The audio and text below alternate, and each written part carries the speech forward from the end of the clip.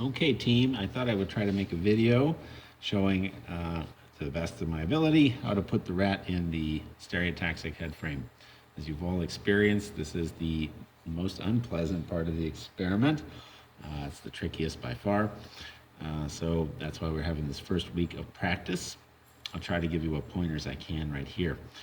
Starting with your rat who's been now anesthetized in that jar for 8 minutes with 4 or 5% halothane, or isoflurane, I should say.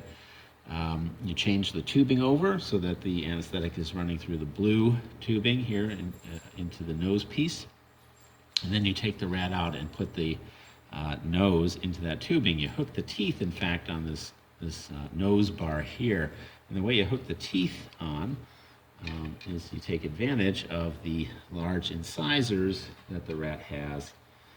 In fact, the upper and lower are both quite large. As you can see, there's a gap right behind them, and you can simply insert your fingers between that to open the mouth. You can kind of pinch it open to hook the upper incisor on the bar. So there's the rat's mouth. You basically insert your fingers in there, pushing the jaw open, and then you can hook the top incisors on that bar.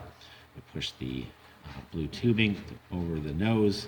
It's not airtight, it shouldn't be, but that blows the anesthetic onto the rat's nose. Lay the rat flat and floppy with his feet extended. You can see the feet here at the bottom corner of the picture, and you want it nice and floppy like that so that you can see if the rat gets light under the anesthetic or is experiencing pain. The first thing they'll do is they'll start moving their feet. And if that's the case, what you do is you just release the ear bars so that there's no pressure on the head, and turn up the amount of anesthetic for a minute or two and try again. So with the upper incisors hooked on the nose bar, you leave the nose bar itself loose so the head can slide forward and back, and then you undertake the great adventure of putting the ear bars in place. The back ear bar here, the far ear bar, is generally best to leave in a locked position. And the reason is that you want that first ear bar stable so that you can slide the head around to get the first ear in place. The target in the ear is deep in the pinea there. The pinea is this floppy, fleshy part that's external. And you can see a little black hole at the bottom front of that. That's the ear canal. That's going to be the target for our first ear bar. Actually, it's of course the target for both ear bars, but the first ear, you have to look over to see where is that black space and try to work the ear bar into that spot. Now, I like to hold the rat head by those bony arches that run under the eye, called the zygomatic process. You can see there's one on each side. And those are nice to grip, and also to tell you if the head is balanced or rotated. You can just tell by basically the positioning of your fingers. You can also hold the rat on the back of the head. It's called the occiput bone here, where the neck comes in, and you can kind of pinch there to get sort of a second grip. It's really the left hand that seems to be the most important, because that can tell you if the head is rotated. The hand in the back by the neck, I think, is less helpful for that. So I keep that left hand really on the rat's skull, kind of throughout the entire positioning procedure, while I'm trying to find a little groove, a little spot there that seems to grip the head. And you apply some pressure against that ear bar, and you can feel when it will slip off that ear bar, and that tells you that you're not in a very good spot. You feel around on the side of the head, again, keeping the head fairly flat. And you want to find a spot also that does not distort that external ear, that fleshy part of the ear. If it's twisted or bunched or bent up, chances are that's not going to be a good spot to apply the ear bars. So if I have a spot here, sometimes I, by the way, will put a third finger on the top of the skull. You can feel how level the skull is that way. And I think it's sometimes helpful for that positioning. And then you feel on the other side of the head with the other ear bar. It should be loose, but obviously it has to slide forward and back. but not so loose as to kind of flop down and pivot this way. So you want to somewhat in position there. And then you just advance it without really needing visualization into a spot where it doesn't, again, distort that external ear very much. This may be, I think, a good spot. I'll try it. I'll hold some pressure on this ear bar and tighten the screw underneath. And then the key to success is not having any side-to-side movement, or actually very little side-to-side movement. So that's a pretty good spot actually there. That ear bar will not prevent the head from rotating up and down, right? The head rotates just fine that way.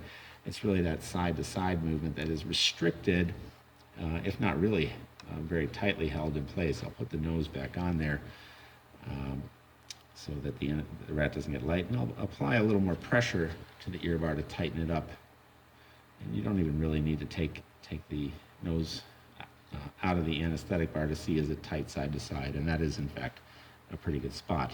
So once I have that, I put a little pressure on the head there, and then I pull back on the nose bar to make sure that's tight, and then tighten the nose bar with that screw there. The last spot here is to push the nose cone over the nose. I will and at that point, you're pretty much done. The rat seems like he's in a good spot. You can feel the top of the head. It's nice and flat. You can look at the pinea on both sides. They're symmetric. They're not crumpled up or depressed, pulled down. The eyes, you probably can't see it terribly well here, but I will take out the camera and show you the eyes. The eyes are,